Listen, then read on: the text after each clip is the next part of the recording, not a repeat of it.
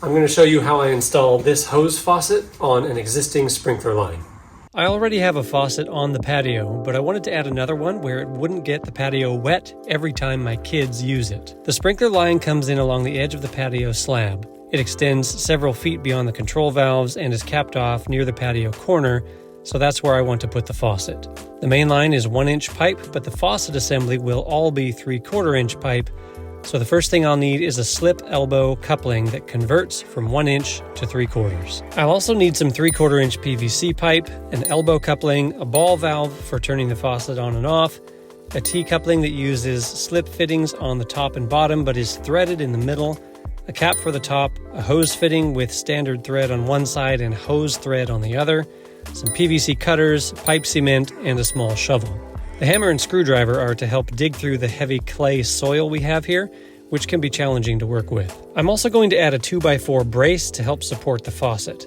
I've already dug out the end of the pipe and I put the dirt into a bucket so I can mix it with water later and refill the hole with mud that will harden almost like concrete thanks to the clay soil. First, I'm going to shut off the water just before the sprinkler valves. Then I'm going to dry fit everything to get a sense of where to cut into the main line. I already glued up the conversion elbow to some 3/4-inch pipe to bring the faucet out about 6 inches away from the patio.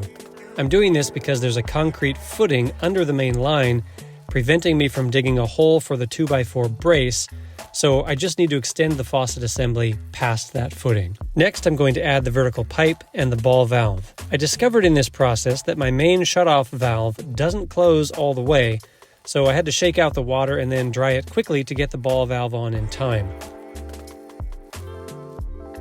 Next, I'll put on the top cap and install the threaded T-coupling.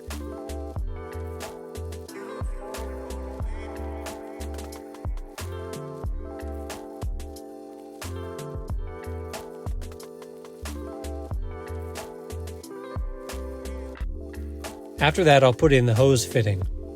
Remember, it needs to have standard NPT on one side, which stands for National Pipe Thread, and GHT on the other, which stands for Garden Hose Thread. Sometimes you'll see FHT or MHT, indicating whether the fitting is male or female. After that, I'll turn the water back on, inspect the assembly for leaks, and test it out. Looks like it works. Next, I dug out a hole for the 2x4 support brace. Just for fun, I cut some bevels on the top end to give it a more finished look. My 6-year-old said it would be cool to paint the whole thing black, and the more I thought about it, the more I realized he was right. So before attaching the faucet to the 2x4 and filling in the dirt, I painted the post and the assembly with a nice flat black. Then I leveled off the 2x4, made some mud, and filled in the hole. Next, I attached the faucet to the 2x4 with a couple of metal brackets and painted over them. All that's left is to attach the hose and the project is done. Thanks for watching.